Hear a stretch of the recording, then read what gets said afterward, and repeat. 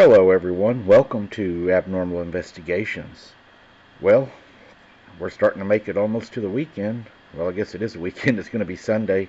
Monday, we're going to be having our live. Don't miss Monday night's live with us at 8 p.m.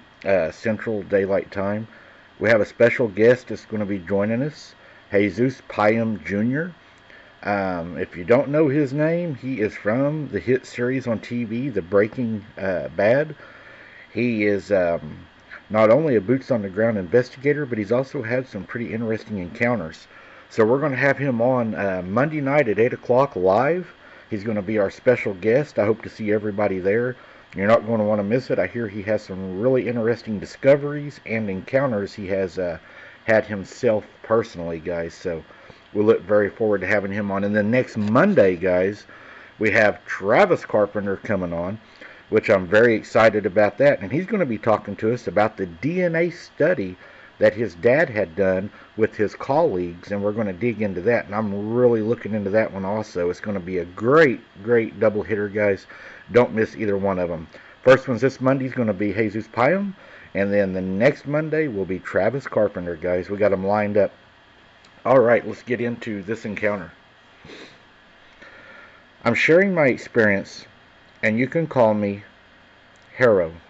My first encounter with this entity was in 2012 when I was 14. I lived in a neglectful household with my mom in Lake Station.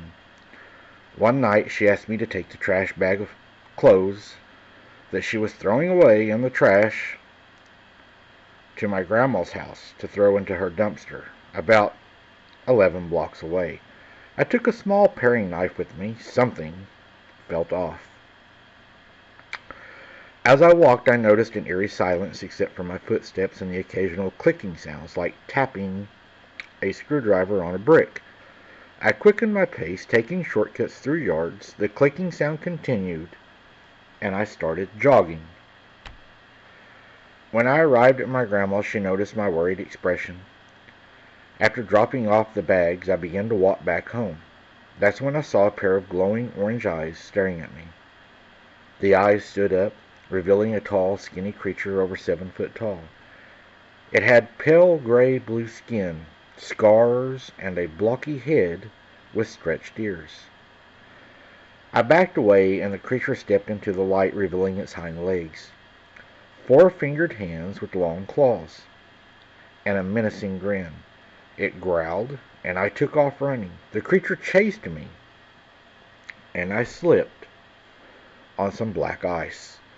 As I fell, it grabbed my ankle, pulling me close. I reflectively held it back with my forearm and stabbed it with the small paring knife that I was carrying. The creature did scream, and I kicked, and it did let go. Getting back to my feet, I started to run, and I knew I had to get out of there. A car's headlights illuminated us, and the creature howled before running off. I collapsed. I actually passed out.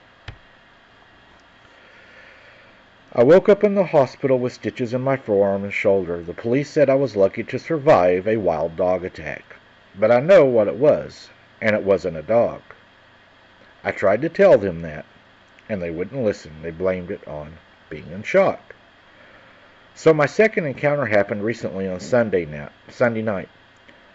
I'm now 25 and living with my grandma who needs assistance. Around 1 a.m. I heard banging sound outside, and I grabbed a 10-pound sledgehammer to investigate. I saw the creature eating cat food I had left out. It looked up at me, and it ran off, jumping over the fence. I'm losing sleep over this, and the same creature that I stabbed a decade ago is still around, and am I being targeted? I just wanted answers. Now, I spoke to Grandma the other night and told her what I'd seen, and before I could finish, she said, "You saw the werewolf, didn't you?" And I just stared at her, and she smiled. She said, "He loves that cat food." And I told her, I said, "Grandma, do you not think this thing will hurt us?"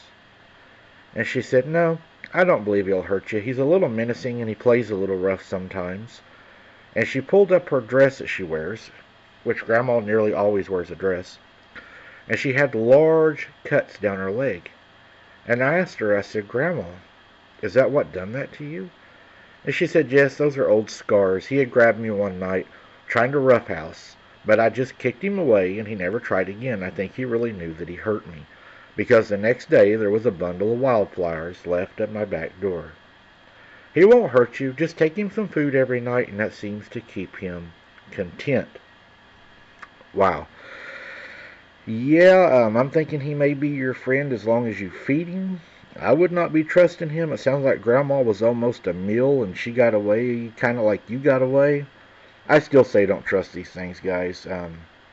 Yeah, I mean, they might be nice to you for a while, but I think you're always on the menu. That's just my opinion. I know a lot of people have a difference of opinion on that. I don't think you're going to want something like that around your house, because what if you get sick and you can't give it cat food one night? What is it going to do?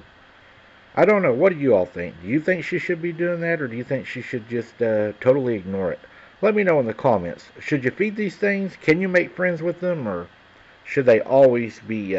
Should you always rebel against them and get rid of them? Let me know what you all think. And remember, guys, until next time, keep your head on a swivel. Don't be something's dinner, and we'll see you on the next one.